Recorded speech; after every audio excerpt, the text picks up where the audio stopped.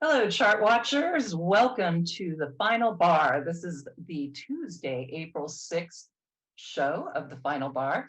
My name is Erin Swenlin from Decision Point, and I am so happy to be here filling in for David Keller while he is on vacation. So I have lots to show you, and we're going to just get started right away, of course, with our market overview. So let's see what's been going on. I'm going to actually refresh this. There we go. So now I have the final chart here for the final bar. We have that final bar right now. All right, so what I'm looking at, first of all, decision point charts, a lot of our indicators don't update right at 1 o'clock. So we're going to revisit some of those charts at the end of the show and see if we've got those all updated so I can show you what our indicators are telling us right now. So first of all, here we are with our S&P 500 chart, the SPY. This is what I follow for our decision point timing models. And as you can see yesterday, actually Thursday, we broke out from a bearish rising wedge. Whenever I see a bullish resolution to a bearish pattern, I find that especially bullish. And, really everything has been confirming this breakout to new all-time highs. Of course, today we did drop just a little, but we did set a new intraday all-time high on the SPY. One of the problems, though, that I see on this chart is the fact that we do have a negative divergence going on in the intermediate term for the SPY. We have these declining OBV tops. This, of course, is on-balance volume. And for those who are unfamiliar with on-balance volume, basically, if it's an up day, you add all of the volume to the OBV line. And if it's a down day, you subtract all the volume from the OBV.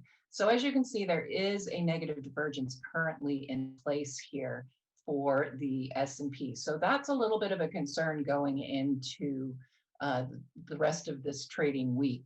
My sense was when I wrote my decision point alert yesterday was that we really had an overheated market, but all of my indicators were still pointing in the bullish direction, except for the fact that we did have these very overbought readings. I invert my VIX because I like overbought on the top and oversold on the bottom.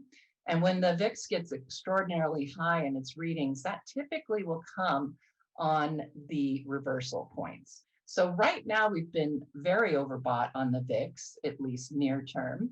And you can see it hasn't quite punctured that upper Bollinger Band. That's usually my signal that we're going to see a market decline. But we don't have that quite yet. And we are seeing the VIX kind of turning down a little bit on its readings, but we're still very overbought. So that's a little bit of a concern for me moving into the rest of this week. But it isn't really a surprise to see the market kind of consolidating, digesting what we saw with these this big gap from yesterday. So I think the market still looks relatively healthy, and I'm liking the way it's set up currently. Let's look at just a few others. I'm going to check on our short-term climax chart. At Decision Point, we look at very short-term indicators, the net AD and net AD volume, and new highs. So we follow those, and if we get really high readings, you can see yesterday we did indeed get a reading that came just past what we consider a climactic reading. You can see this little section right here, and we got that breakout yesterday on the net advanced declines. So our sense was when we saw this very high positive reading that we had kind of exhausted this move, that the market truly was overheated and just needed an opportunity to cool down. So we're not too surprised to see that, we didn't get another big gap up, that sort of thing. It's not surprising to see a little bit of digestion going on here currently. Now, like I said, we'll come back and look at these readings at the end of the show, and I should be able to tell us if we have a climactic reading or not. We get a very serious downside climax here on the first day of a decline. That would be considered a exhaustion of this upside move. So we'll want to take a look at that. But I suspect we're not going to see any climactic readings just based on the fact that we only closed 0.06% down. All right, Swenlin trading oscillators. And again, we'll go over these really at the end of the show just to get those updated readings. As you can see, as of yesterday, we did see our STOB, the Swenlin trading oscillator breadth portion. And you can see it did tip over yesterday on that huge move to the upside. So again, that kind of told me that we were looking at an overheated market, was getting extended, and it was time to digest the move. However, on the Swenlin trading oscillator volume, we were still seeing higher readings. Granted, we do have negative divergences going on here, just like with the OBV. So that's something that we do need to keep in mind and be cautious about. But we were also seeing these really nice pushes to the upside, getting more stocks above their 20-day EMA. And we can see that more PMOs were rising as of yesterday. But like I said, we're going to go back to that a bit later. Let's take a peek at the dollar and crude oil and gold miners. We'll get a quick update on all of these as well. So as you can see, UUP is what we follow for the dollar. And we had this bearish rising wedge. Now we got that little breakout to the top, which was, a very significant move, a big gap, and it did give us the sense that we were going to continue to see that rally move. But instead, we've ended up with a very serious decline here. And now we have the rising wedge being executed with that drop below that pattern. Currently, it is still holding some support here. So it isn't over for the dollar. And you can also see that the 20-day EMA held pretty well today as well. So you have this decline, and now we're looking for a bounce off that 20-day EMA and the support level. So the dollar does have some strong support right now for a move to the upside. However, as you can see, the price momentum oscillator, this is our momentum indicator that we developed. It's very similar to the PPO MACD, but different calculation, and we prefer it because, well, we developed it. So right now you can see that PMO has turned over. So obviously with this big decline, we're seeing a drop in momentum. And you can see as well with this on-balance volume, this decline has really taken it much lower.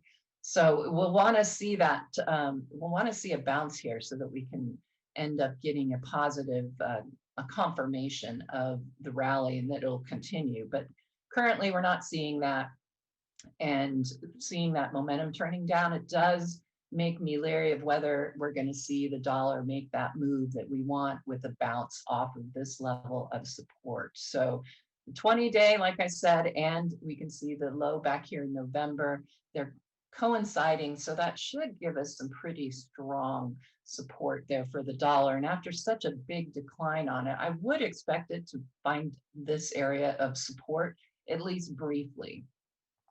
Now, if we look at gold, and everybody wants to know about gold, I did write a Chart Watchers article last Saturday. The question was, is it time to go long on gold? And I said that it looked pretty good. There were a few things we were still waiting to see. And gold, it doesn't always behave the way that we want it to. Even when we get the technical signals that we do on gold, a lot of times it doesn't follow through as expected. But I really like the setup here for the second bottom on gold. We finally did get above that 20-day EMA. You can see that that has been a problem pretty much since mid-February. That was the last time the price was above that 20-day EMA. So this is a really good sign to see this close and a nice big move in gold of 0.82%. PMO has a bottom above its signal line, so that tells us we should expect that rally to continue. And this was a really a piece that I've been watching as well, is that the RSI is now finally positive. So everything seems lining up pretty well for gold. Let's look at dollar gold real quick here. All righty. So you can see with dollar gold, we have that double bottom in place. This is as of April 5th. That's why I showed you DLD. But I wanted to give you that 1 year view so you can see that double bottom and how that is really shaping up. This is a problem, just like with UUP, it has that very strong level of support. In this case, gold has a very strong level of resistance that is coming up. But should we get the breakout above this mid-March top that we had, that will execute this double bottom. And if that double bottom is executed, the minimum upside target can be calculated by looking at the length of this, the height of this pattern, and adding it to the top. So that would put us pretty much right in that 1850 area, 1825. So that would be our expectation. But I, however, see this 200-day EMA likely to pose problems, as well as the 50-day EMA. So by the time price gets up here, likely it's going to have to break through both the 50-day EMA and overhead resistance. On the bright side, we are seeing the discounts on the Sprott Physical Gold Trust increasing. We follow the premiums and discounts so that we can get an idea of what sentiment is like. Sprott has the Physical Gold Trust is a closed-end fund. So whatever they own in gold, it has a value. And if the ETF is bought and they look at the net asset value, if it's higher than what they have, then they're paying a premium. And if it's lower than what they have, it's a discount. So when we see these high discounts, that tells us that there is a lot of bearish sentiment still within the gold investors. And that is good. When we get these extensions in those discounts, that's typically when you're going to see that rebound. So to me, I feel like this is in a way confirming this second rally. So we'll want to watch and see when the discounts start to contract.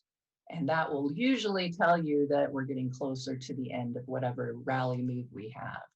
Looking at gold miners very quickly, we do have a declining, a falling wedge, and that is a bullish pattern. We also can see a double bottom going on here. We had the breakout yesterday above the 20 and the 50, and now we're getting the execution of this falling wedge. So looking at that double bottom, adding the height of the pattern, I would see a move to test this area of overhead resistance coming up. So it should be very interesting for gold miners. I think this is the time we want to look at them. You can see under the hood, as I like to call it, you can see that the Silver Cross Index, which measures how many stocks have their 20 above their 50-day EMA. And you can see that that is improving. Obviously, the PMO is improving. And you can see that the membership of the gold miners has been participating. Now, again, these are readings from April 5th. All right, next up is crude, and we follow USO. We did see a nice 1% move to the upside, but overall we're seeing this consolidation, or, we got a lot of volatility off of the Suez Canal problems going on. And since then, it's just been a very volatile move back and forth in a trading zone between about $39 and $42. The problem I see with this is we have a declining PMO and we do have a negative RSI, which I don't want to see at this point, because if you look at the 1-year chart, you can definitely see how this could be considered a possible head and shoulders. Now, Carl and I have talked about it, and we're not of the opinion that even if we lose this support level, we're not really looking for a decline that large. There's too many things going on with fossil fuels on the outside as far as politics, etc. So we doubt that we're going to see a huge decline in crude oil, maybe a test of that 200-day EMA, and that would be the place where we'd start looking for a rally. Finally, let's look at bonds, and then we'll go into a short commercial break. And you can see that yields have been a problem for bonds. You can see right here the 20-year yield. And it's, we've been in a rising rate environment, and that has certainly depressed prices for TLT. And, I would like to say that this is a great place for a breakout. It would be, but you know what? Yields are still holding above their support level at this point, and we did see them tick up today. So, or I should say yesterday. And so that gives me, I'm not expecting to see a whole lot happen with bonds. If we do get the breakout, this is kind of a double bottom situation. Again, you'll see double bottoms on like every chart, it seems like right now. And we're getting a little bit of a breakout here above that 20-day EMA. But my sense is that we're going to end up turning back down because we do have a negative RSI. Yes, the PMO is rising at this point, but we really haven't seen much action as far as price goes since about, well, since the middle of last week, the week before that. All right, we're going to take a short commercial break, and then I'm going to come back and I will do a thorough sector review. All right, we're back and we're going to do a sector overview. What I'm going to do is go through our sector charts at decisionpoint.com. These are annotated by Carl. He looks at them every day, and Decision Point members can get access to these charts on the chart list that we have on our website. So if you like these and you want them, check out our website and become a member, and you'll get access to these every single day. So what we do is we look under the hood. So we know what's going on with price. I like to know what's going on with momentum. We're looking at comm services right now, and the picture is pretty bright. You still have a nice move here. Let's get an updated chart here. There we go. All right, so you can see that we are trying to break out here for XLC.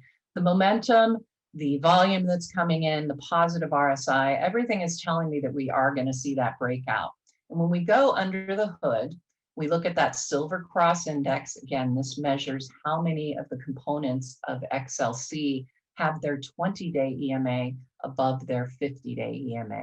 People are familiar with the golden cross. That's when you get a positive 50, 200-day moving average crossover. And so we've just kind of changed that to a silver cross, and we get that 20 and 50-day positive crossover. So the other is, of course, the BPI, the bullish percent index, and then we also track the number of stocks above their 20 and 50-day EMAs. And this can tell you the participation in the move in that sector. So as you can see, we're getting those improving numbers. Again, some of these are dated yesterday, but they're every bit as useful in my opinion. You can see that we're getting more and more participation in the comm services sector. So I like comm services. We go and look at discretionary, positive RSI, nice breakout here. It gave me the feeling of a reverse island yesterday, but I do like the fact that we had a much higher intraday high and a nice high close, up almost 0.5% for consumer discretionary. Look at the PMO, we got a bottom above the signal line, which is especially bullish, and it is continuing to rise and certainly is not at all overbought. The OBV is confirming this move. Like I said, you can see all the volume coming in, and look at the participation. It's been really improving in discretionary. You have more and more stocks with their price above their 20 and their 50. Now we are looking at some overbought readings right now at 90% and 93%. But you know, if you're in a nice rally, those overbought conditions can really remain for quite some time. I mean, back here, when we were in this rally mode back here, you can see that XLY, the members really had these overbought readings, but those can persist. So I'm not overly worried about those being overbought. Consumer staples had really been heating up. We saw a bit of a pullback here, could be what we would like to look at as a bull flag. And now we're getting that execution. If we get the breakout to new all-time highs, I think that would be very significant. If we start to see this decline, of course, that's going to set up a double top. So we really want to see a breakout happening here. And based on what I'm seeing under the hood here, lots of support to keep prices rising in consumer staples. It's very interesting to me to see mostly all of the sectors doing quite well. Energy, not so much, but we did look at crude oil, so it's not a surprise to see this declining PMO, and the RSI is now negative. Look at the drop that we saw in the Silver Cross Index yesterday. We got not only the negative crossover, but we lost about 4% of the membership of the energy index. we lost about 5% of those with the 20 above their 50. So that means we probably had a lot of neutral signals come in yesterday. So I don't think energy is the place to be. It's obviously much more depressed. Financials have been interesting, but we're not seeing the same kind of a momentum move in financials. I feel that the other sectors are a better place to be. So I'm liking that the best. I'm not liking this as one of the best. So healthcare, we're seeing kind of similar situation though. We're on a PMO buy signal and we're getting the rise. We're not overbought. And again, you can see participation increasing as this rally goes. And, you know, honestly, we've been consolidating quite a bit here. And yet the members of this group are starting to see improvement with price above their 20 and 50-day EMAs. XLI. And here we go. This one gives me the feel of a reverse island. It is very overbought as far as the RSI, although it looks like it dropped a little bit today. So now we're under 70, which is your mark for overbought on that RSI. Bottom above the signal line, especially bullish, and it's still rising and not overbought. When you look at these readings, though, when you have 100% of the membership above their 20 and 50, that, of course, is about as overbought as you can get. It is as overbought as you can get. But again, you can see right here that overbought conditions really can persist for some time, depending on the price action. So I think industrials are still a pretty good place to be looking for stocks. Materials are looking pretty good as well. You can see that that breakout is there, and we have very good participation in the move for XLB. So I'm liking that sector. Real estate, very quickly, it is continuing to make new all-time highs. It closed pretty much on its high today. And you can see again that we're getting really great participation here. These readings are overbought, but as I said, you can see that they do persist over time if you're in a bull market situation. XLK, we can see certainly a big improvement this week as the rally really took off on technology. We saw a lot of that with the consumer discretionary as well. And you can see the participation is improving very nicely here. Finally, we'll look at utilities. And you can see a really nice breakout going on here. The RSI is getting pretty overbought for utilities, but you can see that membership is still participating in this rally, and we're getting even more improvement on that golden cross index, which is especially good. It's not overbought by any means. You can see these overbought conditions have persisted, and it looks like we're going to continue to see more of a rise in the XLU utility sector. All right.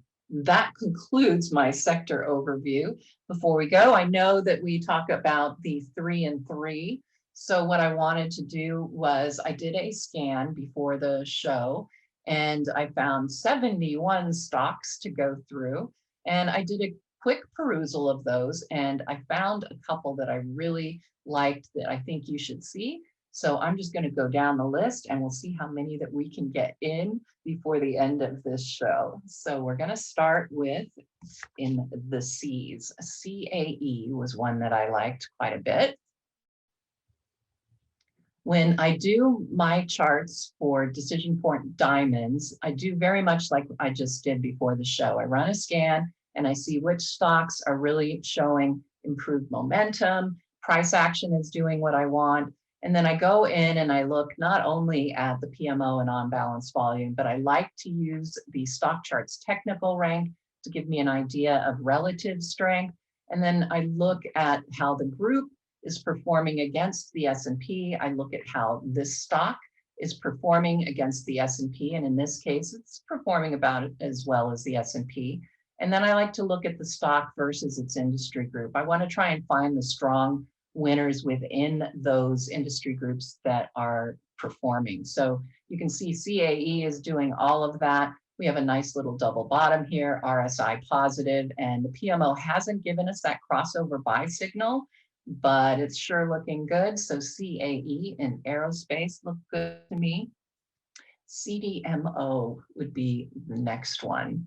This is a biotech, and you can see that PMO is just about ready to give us that positive crossover. Nice double bottom, which has executed. We did see price move above that confirmation line, which tells me we should expect a move up to test those all-time highs. And that move, we'll just use our handy dandy annotation here. That move is about a 13.5% move, just getting in here and coming back to retest those all-time highs. So I like CDMO. COPX would be another one. Let's go ahead and get in there.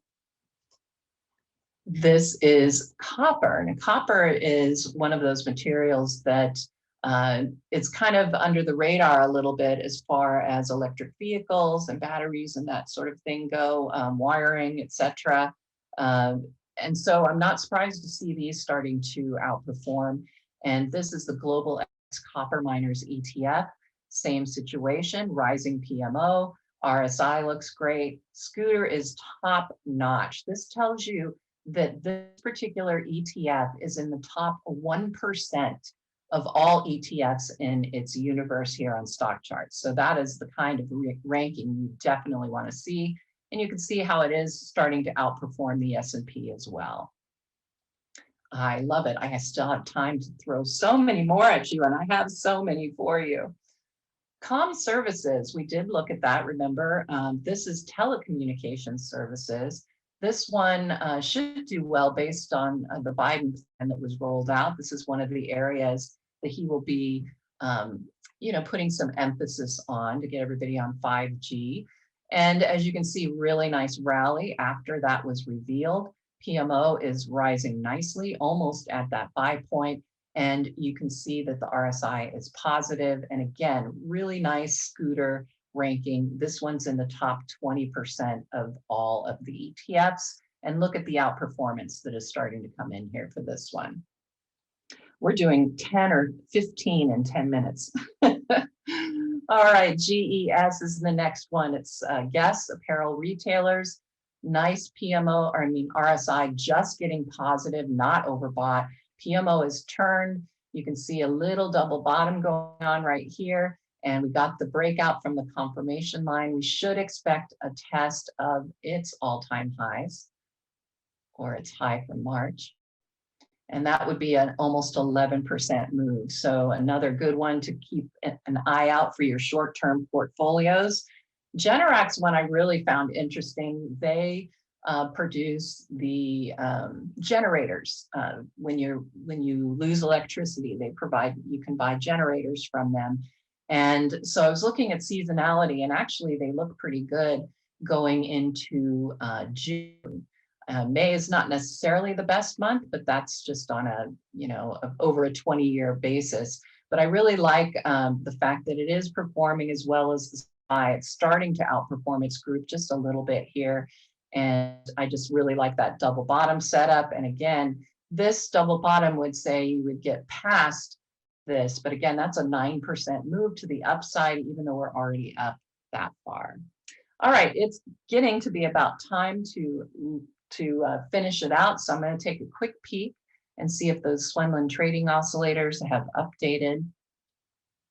And yes, they have. Nope, the STOs have. We don't have the participation yet. You can see they all are rising, and that tells us to expect higher prices. So I think we still have a bullish bias going on here. We're just digesting that very large move. But I think once we've cooled down the market just a little bit, we'll probably be seeing more all-time highs. Happy trading. Hey, Grayson Rose here with StockCharts. Thank you so much for watching. I hope you enjoyed that video.